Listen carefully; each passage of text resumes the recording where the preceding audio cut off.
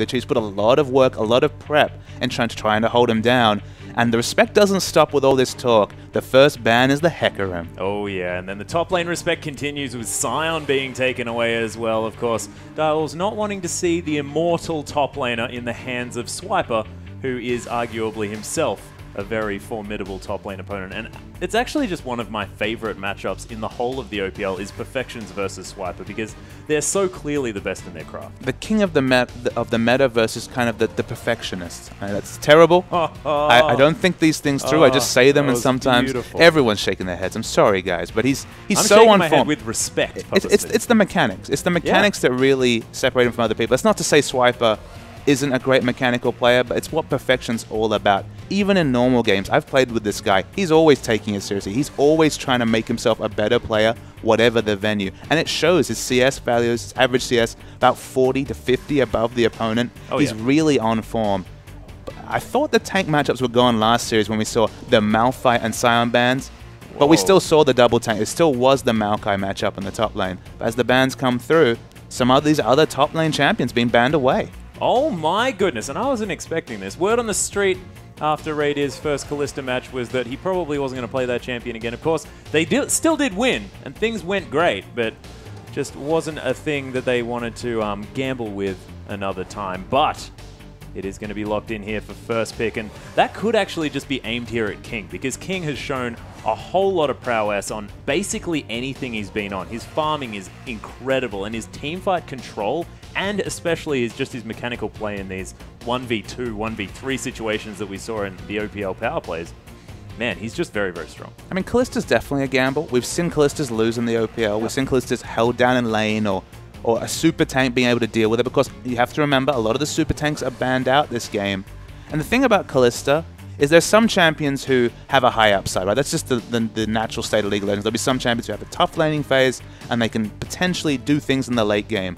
The things Kalista can do in the late game, those Ren sets, they can win games. So you can see the amount of upside there justifies the risk in the pick. And even if Radier, maybe you think of him as a Corki player, not a Kalista player, why not go for something that has that upside to win them a game against top opposition like the Direwolves? Yeah, and speaking of top opposition, they have made a very intelligent next pickup in their first round of picks here. Of course, Jarvan being taken away, and Spooks, he's got a lot of his victories on that Jarvan. Of course, was banned away in the last game, but 3-0 on that guy.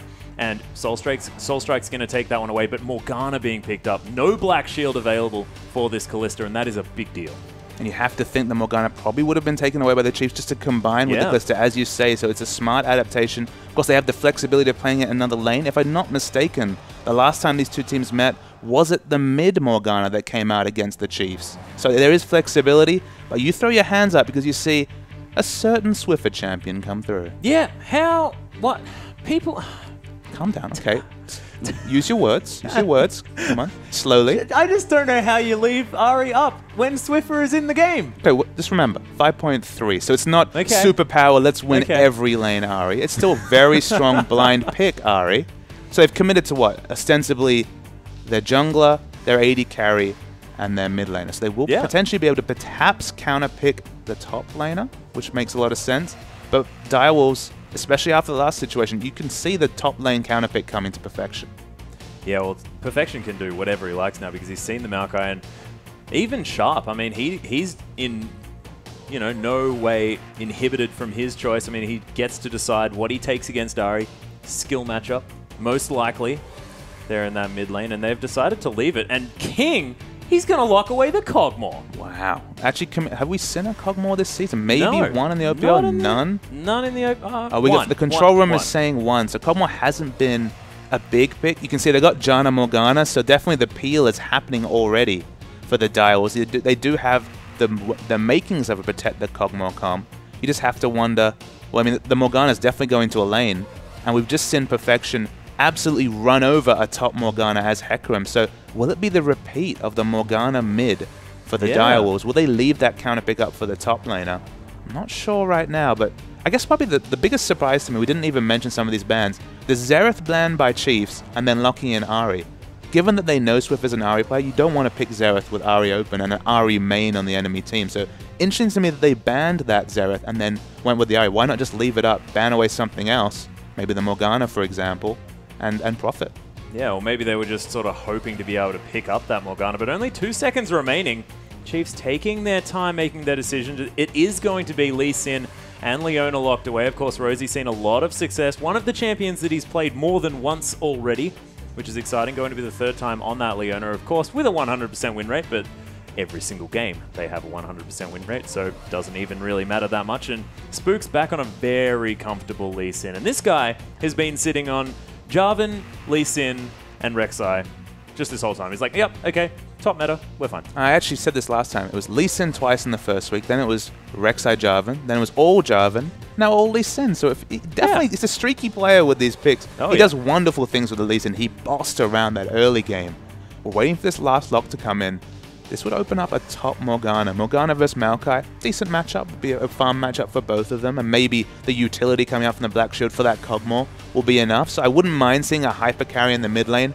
It's a skill matchup to go Cassio. It's an aggressive choice to go Cassio. This is literally saying, King, please carry us to the promised land. Carry us to this big victory. And they're going to lock it in. This is some CLG-type team comp making, ladies and gentlemen. The Lulu for the Wild Growth and the Whimsy Shield. You've got Janna for Shields for days. You've got the Black Shield coming from Perfections now on this Morgana, and I'm really glad that it wasn't Sharp. Of course, the last time these guys faced off against one another, it was just Swiffer owning the show, because not a lot Morgana really does as far as impact in that lane. Just wants to farm it out, and Swiffer just had his way. I would have been very surprised to see them, pick Morgana into Swiffer a second time, because again, allowing a playmaking player, a playmaking champion, and the chance to really take over a game, it didn't work out for them. So I mean, seeing Perfection on Morgana top is a big surprise, I guess. See him go for, instead of being the Hecarim or the Aurelia, those champions that can take over a game, going for the more passive option. It's so many eggs in King's basket. Can you really blame them, though, given he's top of the MVP ratings, I believe has the highest GPM? Any of the kind of statistics, the outer game statistics, he's topping those lists, but there's 2 threat comps, and there's please Kog'Maw win us this game comps. Yeah, exactly. But we've seen Kog'Maw's be incredibly strong in the past, and it might be Direwolf's chance to sort of even the score here with the Chiefs, because of course 7-0, and if the Direwolves manage to win these next 2, they can make the Chiefs 7-1 and join them in that 7-1 point. But who do you think is going to win, ladies and gentlemen? Let us know via Twitter using the hashtag CHFWin or DWWin and send them on through. You can even pop in that hashtag IamOPL as well, if you like. I, of course, always do, even when I'm tweeting about dinner at my mum's or something like that. I just really like including that hashtag. So make sure you do that and let us know exactly who you think is going to take this game, because I personally don't know. Both of them with very clearly defined strategies going into this one, but we'll see who manages to get the tools to put it together. And I really want all the viewers to make their voice heard, because it's a massive game. This is 7-0 takes on 5-1, potentially even going to pick up a win later, the Direwolves. So they're definitely on a winning streak. It's only Chiefs that unsettled them previously. We saw a bit of the flavor of that game, that top lane camp that Perfection was under. Will it be the same story on Morgana? Probably not. You look at Morgana and you're like, all right, maybe another lane. Yeah. But you look at a lot of these Direwolves lane, they picked very strong laners. Like Morgana, okay, she can't put on so much pressure, but she can at least counter push quite well against this Maokai. Ganking a Lulu, that's frustrating, whether it's the laughs or just the speed, the whimsy walking away. It's not a lot of fun to do there. This Kog'Maw, though, I mean, it's shades of the GE Tigers in Korea. They love to run these Kog'Maw comps. This is basically Kog'Maw being completely enabled by his team. Let's talk about the kind of supportive abilities that will be available to put on this Kog'Maw in the late game. We're talking about the Morgana Black Shield. We're talking about the whimsy potential to speed him up if he's at the front line. Yeah, exactly. Check your watch. There's more to go. We're only talking about the second champion here. We've got the second shield coming through. I mean, triple shield we're talking about between Janna. Most of his health bar can be shield by the end of it. I mean, he builds a Bloodthirster. That might be overkill. He can have some extra effective health with the Wild Growth. He can have some healing from Janna. Jarvan can throw down a flag. We're on 5.3, so that still gives him attack speed. Yep. So, well, it only had the armor removed. Okay, so yeah, absolutely. So it's still fine. So Jarvan's at full power, I guess, can put down the attack speed. So many innate. I mean, his buff bar on his it's going to be overflowing. It's going to be overflowing. Like they might have to that might be how the Chiefs win. Just his whole screen is buff. Is there a limit to how many buffs you can give someone? Like if they pick up Zeke's, will just not go through because he's already so well looked after. Too strong, man.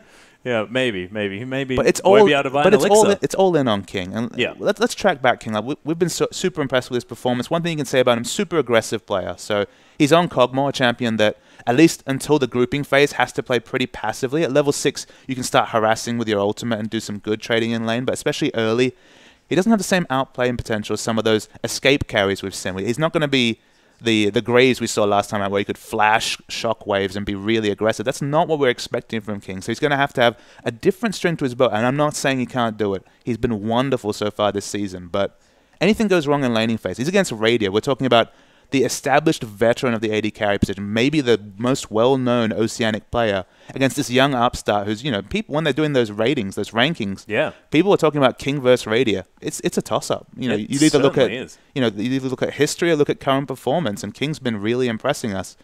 Still, they're fully committing to him. Oh, they most certainly are. And the interesting thing here as well about this AD carry matchup, just before we hop into the game, is Radia had his opportunity to pick up that hyper carry. He went for the Jinx, sort of the long range, a lot more AoE potential in this Kog'Maw, and now it's King's turn to try his hand at this sort of ultimate hyper carry champion in Kog'Maw. A little bit more single target, but massive tank bust potential. And you have to think that with a Maokai there who was...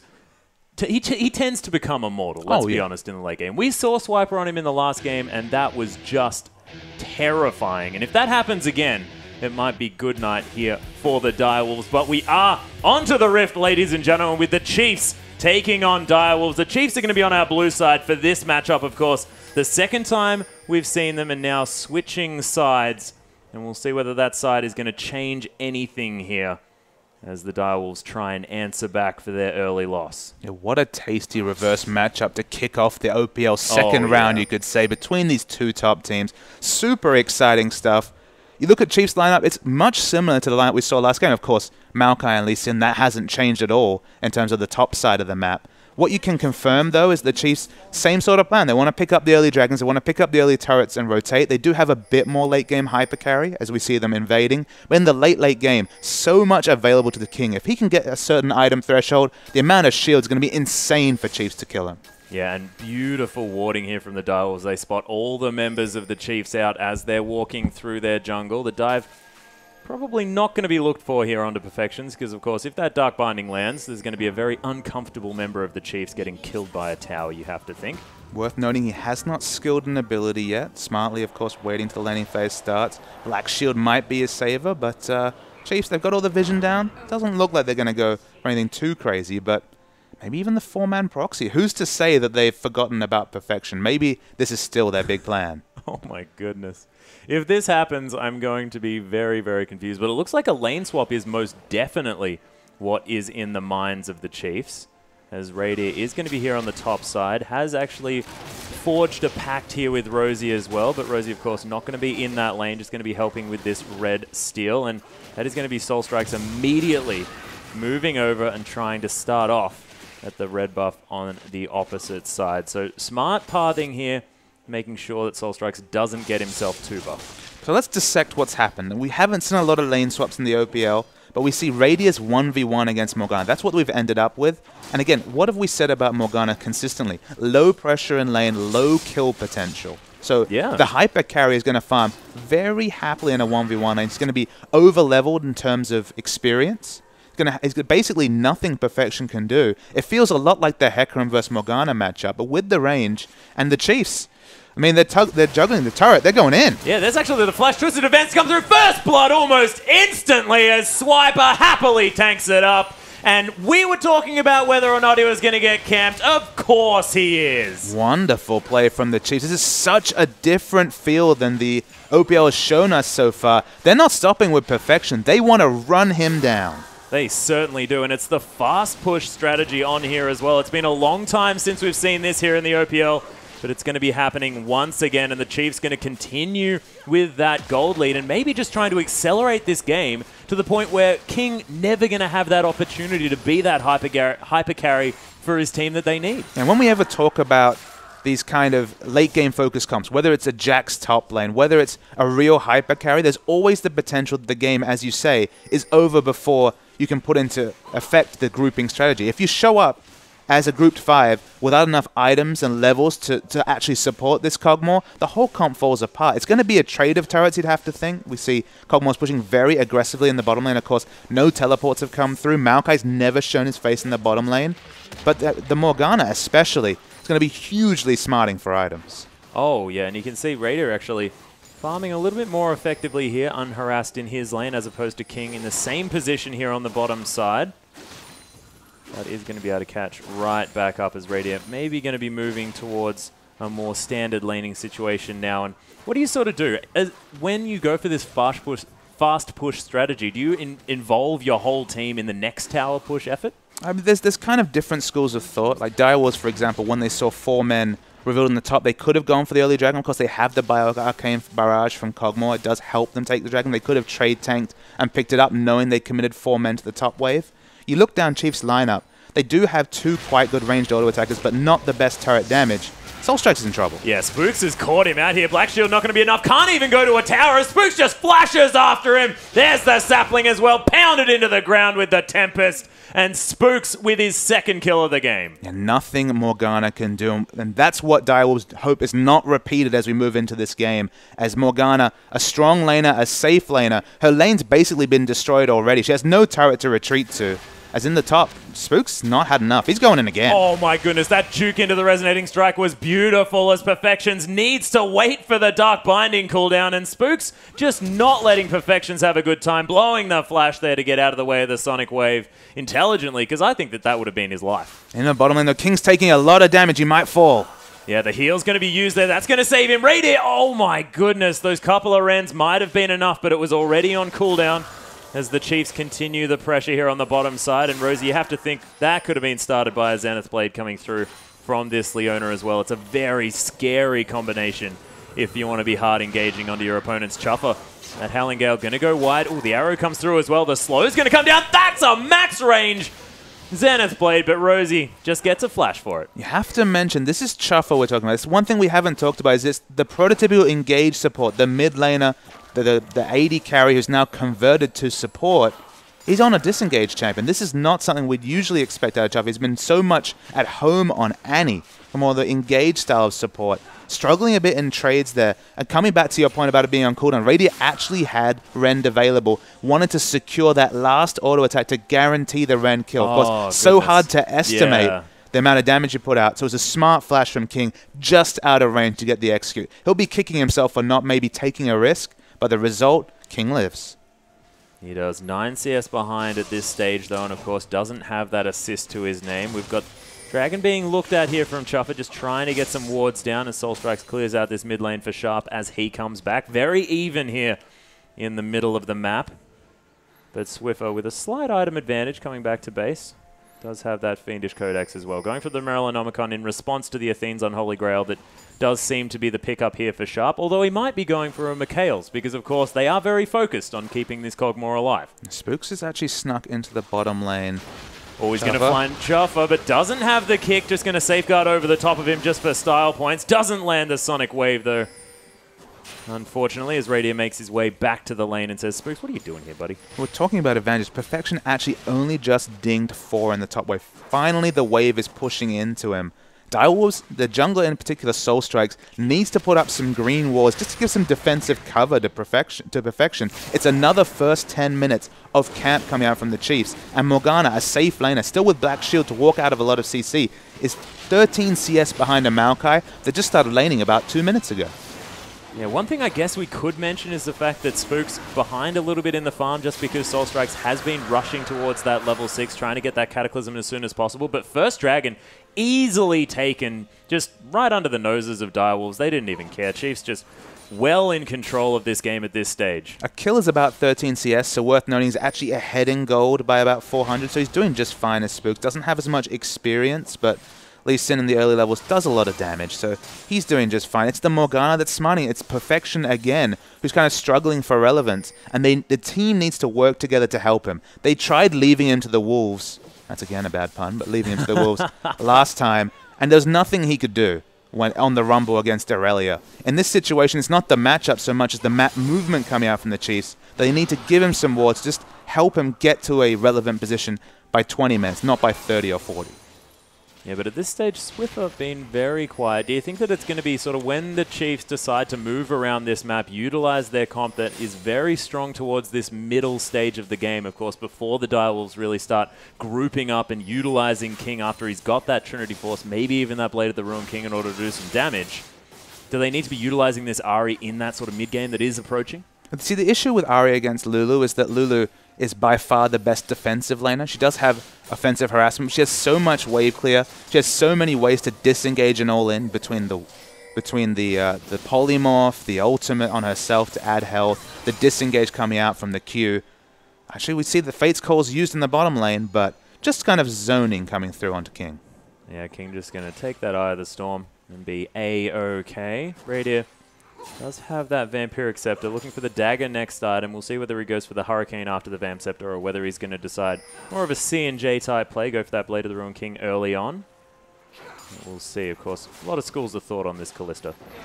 With the Lee Sin Ahri combination, to come back to your previous question, they want to be creating picks. They have some good offensive wards down. But Lulu, it's not just her kit, as I described, that's defensive, that keeps her alive and an all-in. She has so much wave clear that she really punishes you if you get a failed roam. If you fail roam on a Lulu, she's going to half-health your turret. So they're looking for their spots. They're waiting for maybe the laning phase in bottom lane to end before they get the real purchase out of this Swiffer Ahri.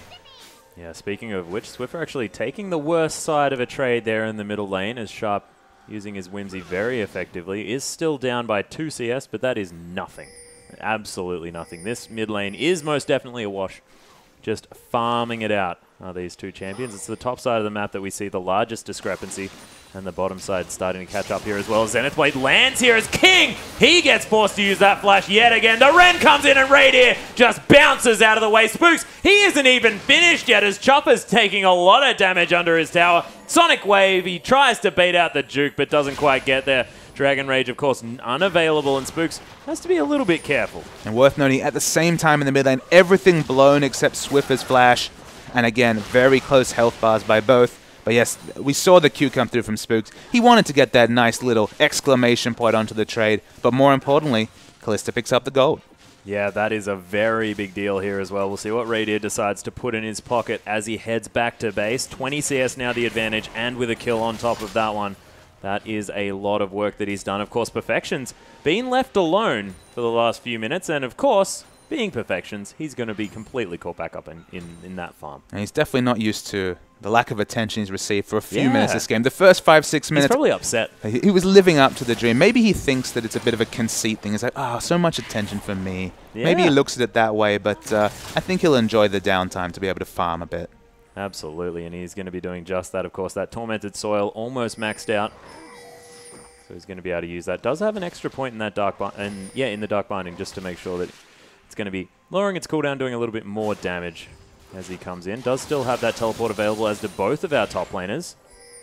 Relic Shield going to be used to pick up that tank minion in the mid lane, and Trailblazer going to be used to try and clear out this wave. But, oh, looks like Soul Strike's in a lot of trouble. Going to flash very early as Swiper came round.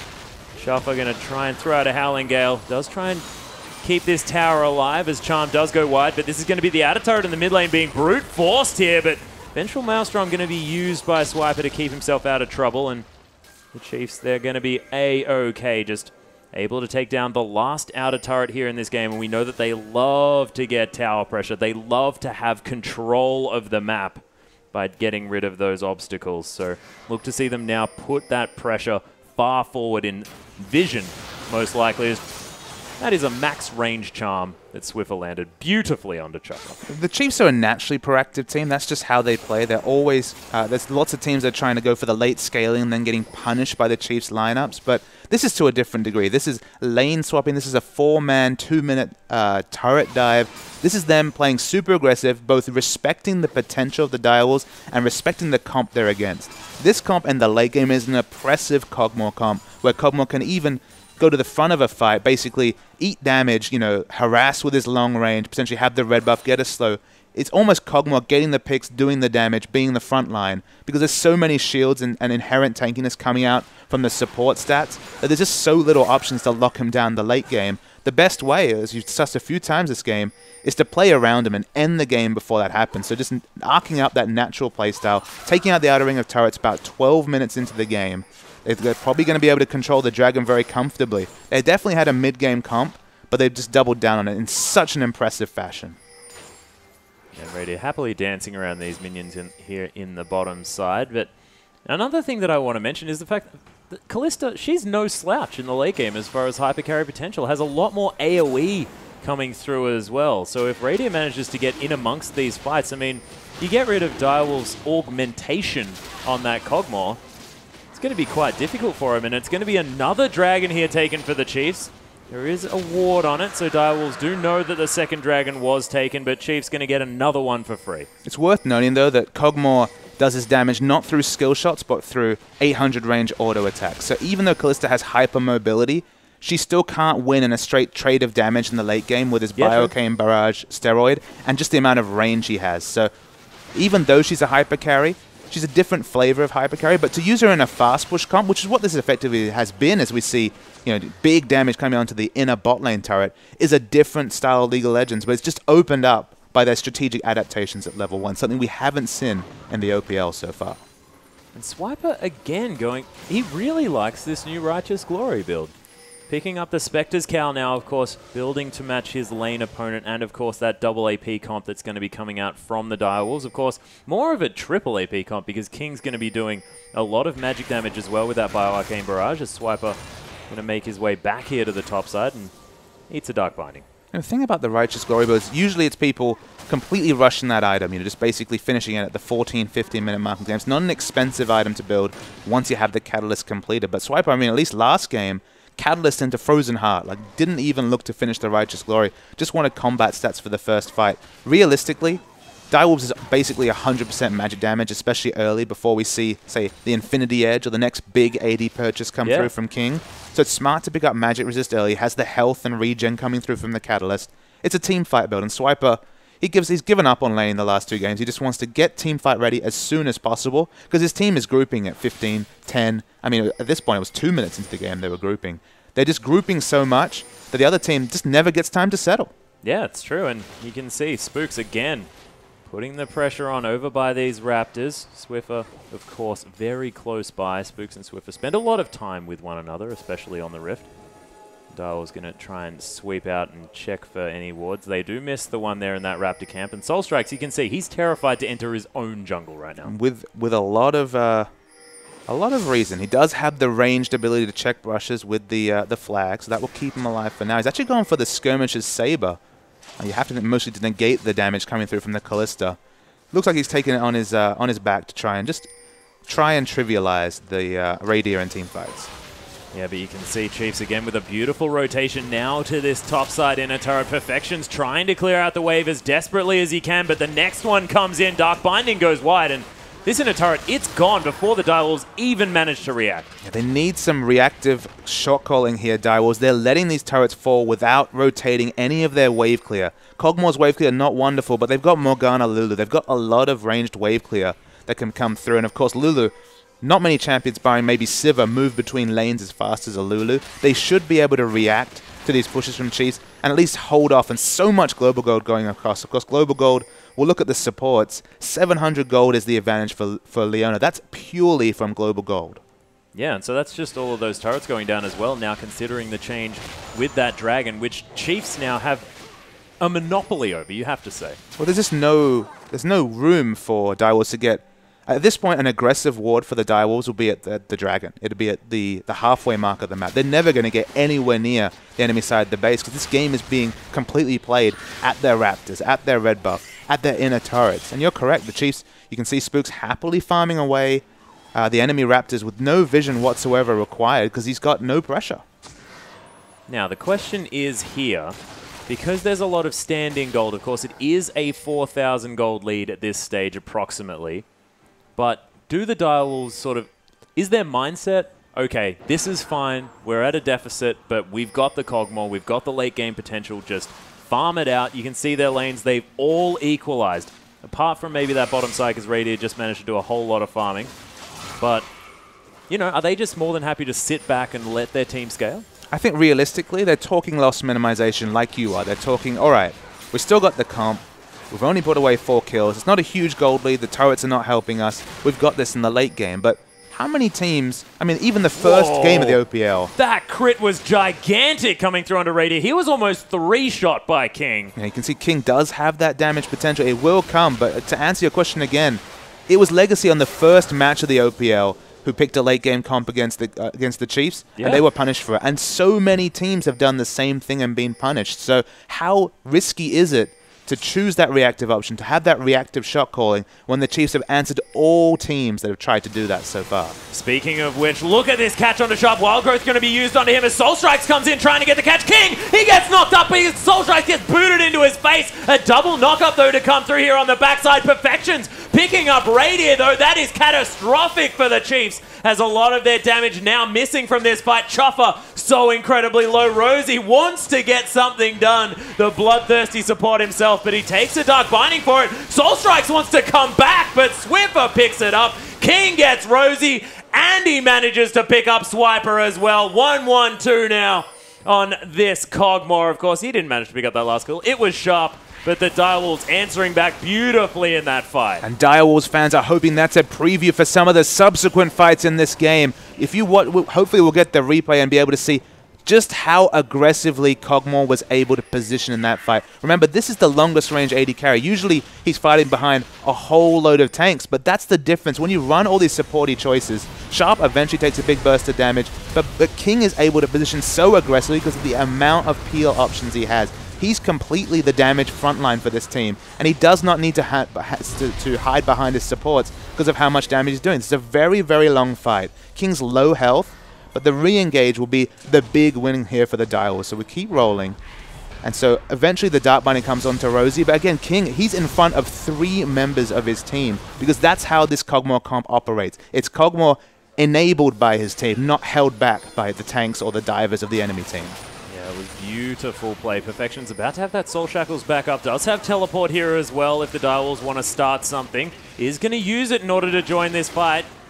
Dark Binding not going to find its mark, and Direwolves looking just to take over this dragon, and the Ren stacks actually run out here, so Soul Strike's able to pick up the first dragon for Direwolves, and we'll see whether they start a fight. Swiper already at half health as he tries to engage. Soul Strike picks up the kill and does spooks here, and Swiper's dead as well. The whole front line has been destroyed as King is rocketing forward. Radiant trying the best that he can to get the heck out, and my goodness, the Direwolves, they know exactly when their power spikes are, and I think it's pretty soon. Yeah, the grouping has started, and you can see just the amount of power from this comp. King is the front line, King is the damage. King isn't the tank, but he has so many different statistics coming through from this support. Swiffer needs to watch himself, though. Yeah, Swiffer, he does get caught on that Tormented Soil, uses that Spirit Rush in order to get himself the heck out of there, as Radiant going to be...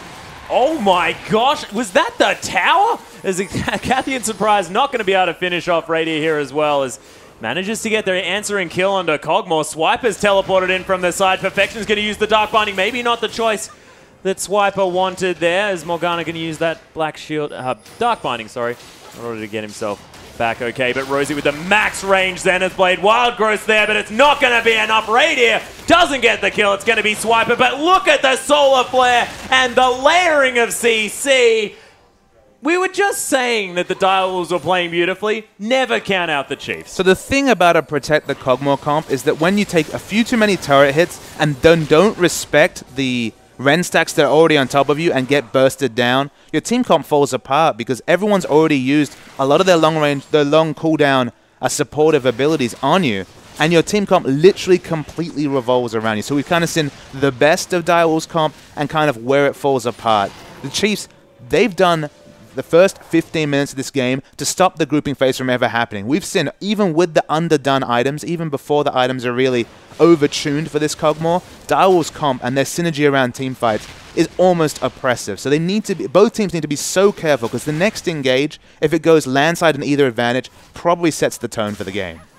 Oh yeah, and we'll see whether the Direwolves can manage to actually pick up some objectives off their next fight, of course. Oh, Soul Strike's getting caught by a charm here, but does have a lot of friends around. Orb of Deception not going to find its mark, but they didn't manage to pick up any turrets here. They had a couple of outer turret options that they could have potentially rotated to. Of course, did get the Dragon, but is that enough here? Do they need to be getting more from these one fights? They just, I mean, to be honest, like even though this is so risky against a proactive team like the Chiefs, they need to lose the minimum. You'd have to say with the picks, they've started to arrest the global gold lead that Chiefs had, but they need to actually answer with their own turrets, as you say, to start just evening it up. Because if this is even at 30 minutes, at 40 minutes, it's going to look great for Direwolves. But if the next big objective, whether that's the Baron or another round of outer turrets come through for the Chiefs, there is the potential that Radier and his team get too big for even the amazing synergy between champions and the Direwolves to come together.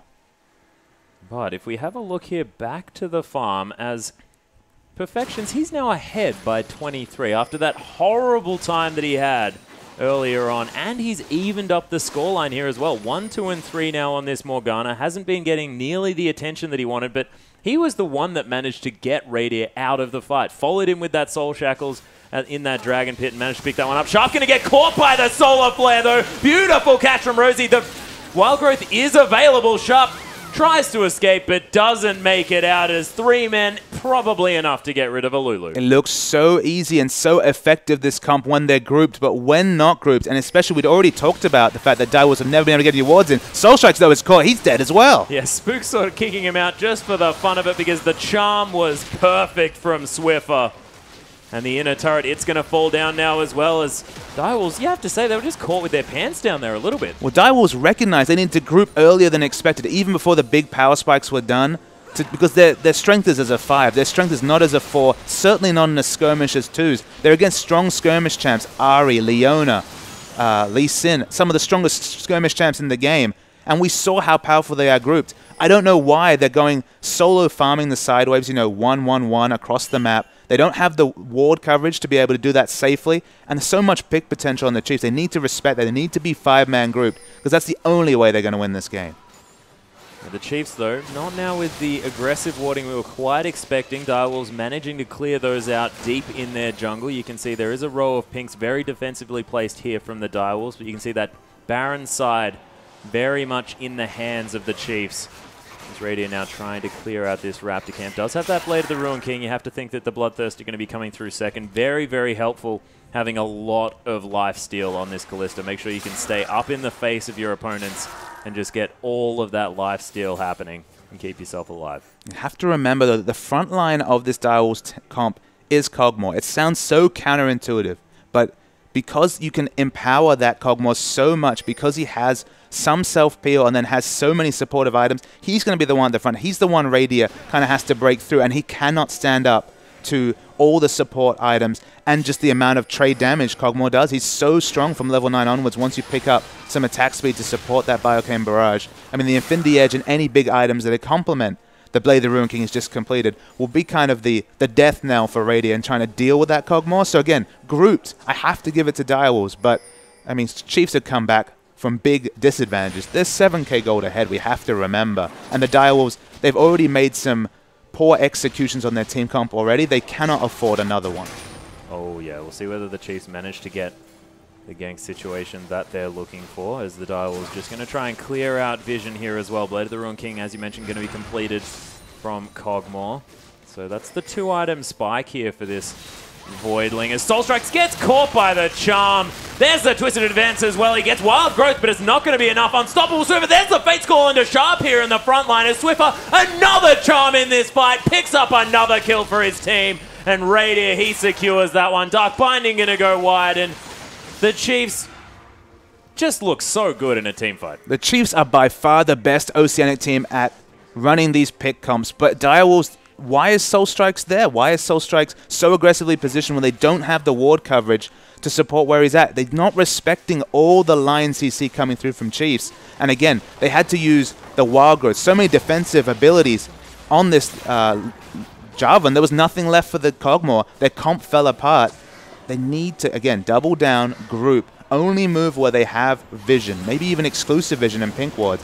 Okay, you give away dragons in that strategy, but this comp, it keeps falling apart because they haven't been able to get the correct ability usage so far. It's been a little bit unfortunate. The Chiefs now able to pick up, I believe, their 3rd dragon of the game, if I'm not mistaken.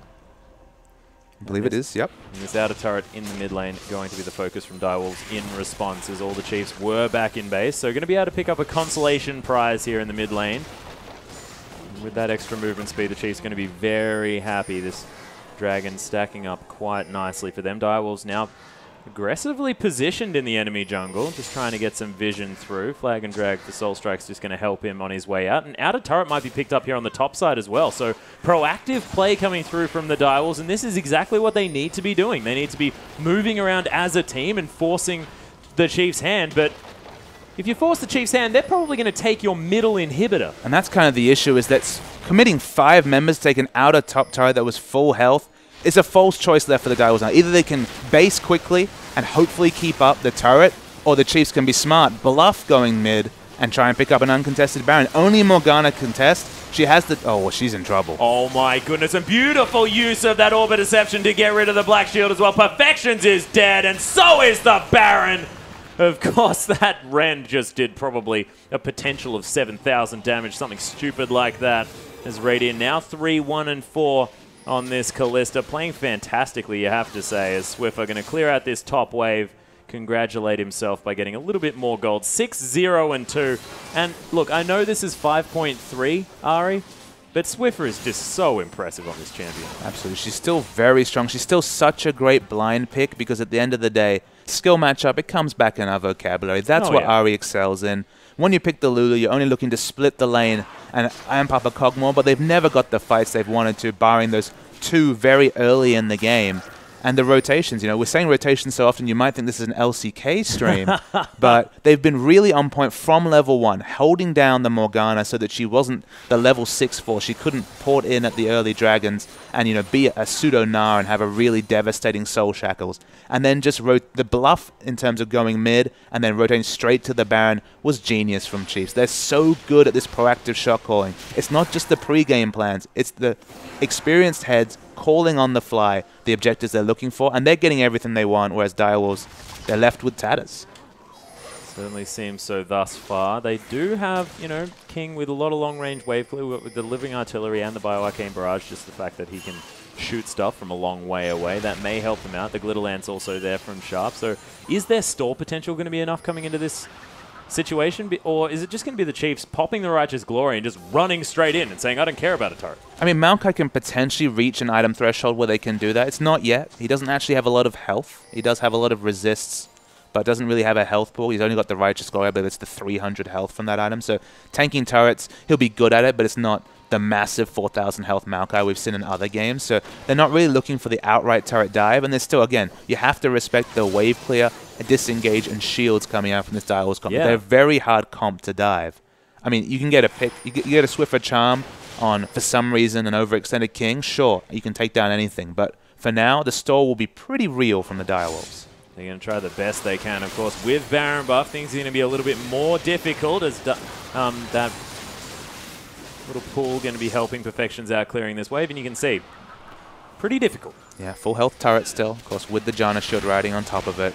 Pushing mid, not a realistic option here for the Chiefs, and to be honest, they've actually taken every easy objective on the map. They've taken the Baron, there was no contest through for Direwolves. They've taken all the outer turrets. It's breaking this base, that's the kind of the big thing for Chiefs. Yeah, Dark Binding actually going to find Swiffer here as well. Safeguard comes through. Soul Strike, though, is just going to get destroyed as Swiffer is quite low, as the turret is now going to be the focus from the Chiefs. They've got the pick that they want, as Swiffer going to use the last of his Spirit Rush in order to get the heck to safety, but everything's still on a knife edge here for both of these teams, as even with Soul Strikes dead, the Chiefs unable to make a decisive play. It's only 32 minutes. It's actually only 15 seconds left on the death timer, so not a lot of time to capitalize. If we look in the bot lane, massive minion wave pushing out for the Direwolves, arresting the pressure of the big minion wave from the Chiefs up the top lane. So in terms of global pressure from the 6th man, pretty even across the board, and it's not the 60-second death timer to really capitalize on a 5v4. Swiffer was low, he had to back away.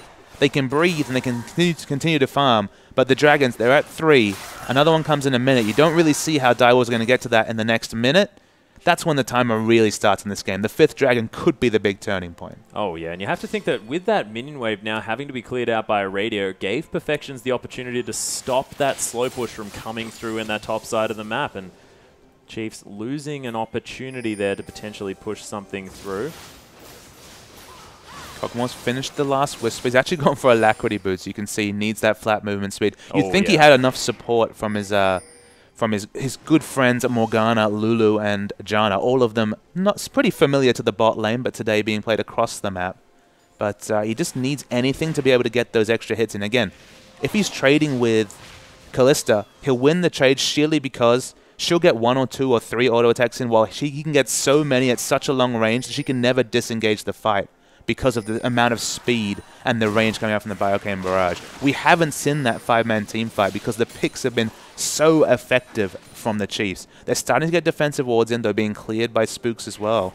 They just really need to stay in their base because, oh my goodness, Swiffer, those going in. Oh, he misses the charm though. Spirit Rush out of the way of the Cataclysm, and Swiffer's going to be okay, but so is King, and that's the main thing for the Direwolves. That was almost the catch of a lifetime. But that's the catch that the Direwolves want. They want people to aggress on King when they have all their abilities ready to be layered on top of him.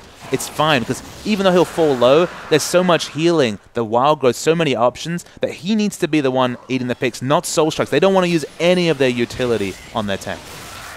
They are going to have to give up the 4th dragon here, though, as the Chiefs going to prepare for their 5th one coming through in the next 6 minutes, and that might be when the Chiefs can actually break the base. I mean, we're talking about this quite a lot, but Direwolves doing a fantastic job making sure their turrets stay standing next to their inhibitors. It's just such a counterintuitive comp. As the GE Tigers have been showing the way with this Kog'Maw comp in the LCK. It's all about Kog'Maw doing everything, being at the front, eating the aggression. It's the reason why they've been falling down is because the picks have come onto Soul Strikes twice, once in the mid lane and then once close to the base.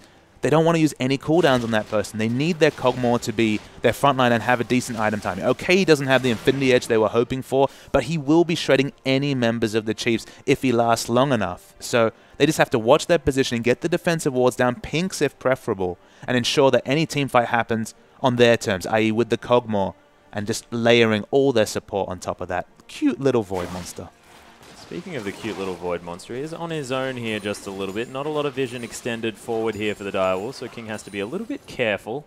Lucky for him, no lane ward behind him, so they have to at least respect the potential of there being a load of supports in his pocket. Yeah, but now they have finally made their way around, but Perfections might be caught out just a little bit. Doesn't have that Zhonya's Hourglass, and yeah, Perfections, you're dead, and Swiffer, you're legendary. Again, every time they don't group, every time they disperse, picks come through and the Chiefs win a fight. And it might continue here. 35 seconds available. Chiefs, I don't think they can brute force down a big objective, but damned if they're not going to try. And look at the decorations that have been set up here in the red side jungle of the Direwolves. Oh, there's the flash twist event. Sharp gets exploded. Two-man knockout going to come through from Soul Strikes, but the fight is on for the Chiefs, and the Direwolves are running for their lives. The inhibitor goes down, and my goodness, they get the pick and they get the fight, and all over. The flash twisted advance completely took Sharp off guard. They're not respecting ranges. They're not obviously timing that flash and knowing to respect the 900 range engage, not the 400 range engage from that twisted advance. They're going to pick up a second Baron from this. And again, this comp is so good because it stalls so well. But when you lose top inhibitor, a lot of that stall potential goes, and King is face-checking perhaps too much. You got to be very, very careful. But as you mentioned, he's got a lot of support, and Swiffer in a lot of trouble. Doesn't have that Zhonya's Hourglass available. Orb of Deception going to be thrown over to the Baron, and is going to be able to secure the Baron for his team, but has to think twice before going that aggressive onto King. Every time it works for the Chiefs is when they pick someone that's not King. Every time they pick King, the trade damage probably surprises them a little bit, but the question is, why is Perfection overextended in farming with no defensive wards to protect him? Why is Lulu too close to a Maokai? Like, they need to respect ranges and understand that their crown jewel, everything about their comp is King. But both kills happened with King not grouped. Yep, that is the thing. As Void Staff going to be completed here from Swiffer as well. He has 4 huge items. Going for that Zhonya's is his next one, you have to think. And he is over 100 CS in the lead on his lane opponent, because of course Direwolves, they have to funnel all of the possible resources onto King. Yeah, we shouldn't talk about gold. It's 5,800 gold advantage just for Swiffer. Okay. So that's 14,000 gold. A third of that goes to Swiffer's pocket. The Ahri is very strong. You have to wonder if there's enough support, even in abilities, to protect from the charm that's coming through. But the stall is back on. But Chiefs, they're very aggressively positioned. That top wave has been dealt with mildly from Perfections here on the top side. Eye of the Storm not going to be quite enough here as this tower is starting to take a lot of damage. Last Whisper was completed from Radier here as well. This is 4 items on top of this Kalista, who's doing a lot of work. Has to go very deep, but there's the Solar Flare only getting the slow onto Sharp as Sonic Wave finds its mark as well. Charm not going to find its way in, but you can see still getting damage on this tower. Radier able to get it down very, very low, and you have to think this next push could spell its end as Swiper. He's just going to pop the ult and go straight forward. The inhibitor's just going to be taken, and the Chiefs, this is the time when they can just brute force, because of course those super creeps, they'd entered the base. Yeah, absolutely. When this comp by the Direwolves is undone when they lose that first inhibitor because they don't have the same stall potential. They have to eventually respect the super minions pushing into top. We saw the engage. The engage potential came through from Rosie. Who was it on? Was it on that Cogmore? That's clearly protected the Cogmore comp, but no, they respect the comp they're against. They try to keep picking off Lulu to force the ult on herself or kill her during that stun duration. The Chiefs, they're practiced even against this kind of off-the-ball comp. Oh, most definitely. And Baron now going to buff up that Siege minion. Radier, of course, going to be the one to tank the tower, and they're just going to protect this guy. Living Artillery is going to try and clear it out as quickly as they can, but a secondary wave going to be coming through, and the Chiefs have all of the power. Soul Strikes comes through, trying to force the engagement. He's immediately removed. Perfection's right up in that front line, trying to get the Soul Shackles, but he gets exhausted down. Radier dances around the fight, and Swiffer gets monsooned out. There's the... Oh my goodness, King, you're so dead. And Choffer has to run back to the fountain. The last inhibitor, the teleport to come through from Swiper here as well. And you have to think this is now game over in favor of the Chiefs. A beautiful performance, knowing exactly what they had to do. This was absolutely the best strategic performance of any team so far in the OPL. Unsettling this comp that the GE Tigers has popularized in such dramatic fashion from the level 1, from their rotation, from their insistence on looking on that pick on anyone except King. They were outthought by the Chiefs here, were the Direwolves. Oh, it was just beautiful play, and making sure that they got all the picks that they needed, and Swiffer not playing overly aggressive in lane. He waited until he had an opportunity to make things happen, and then just did awesomely. Oh my goodness, his play was amazing that game. We've got a replay just to show you exactly how the Chiefs did it. So we're going to see the replay. We'll roll the tape. Again, this is at the mid inhibitor. Again, it needs to be the engagements coming onto King, but King's at the back. Soul Strikes tries something, is dead instantly. There's no support ults to be used on him. That's not what they want to do. That's what they had to do. But Perfection, basically the 3 front lines are all already dead. King, he finally dies after living so long. But again, they unsettled this comp through strategic play. It was picking up that top inhibitor was such a big boon to them because we saw how good the stall was. But you know, with Perfection overextending, getting picked, that top inhibitor going down, the stall wasn't an option. And the Direwolves fell down. Yeah, and yet again, the Chiefs just deciding to go for the let's camp Perfection strategy, and it's working out beautifully. This time, let's camp Perfections, get his tower, and then force him to be behind in farm for an incredibly long time. But ladies and gentlemen, we're only halfway through for our first day of the OPL, and of course, coming up, it's going to be Sudden Fear taking on Immunity, and we'll see whether Immunity can bounce back.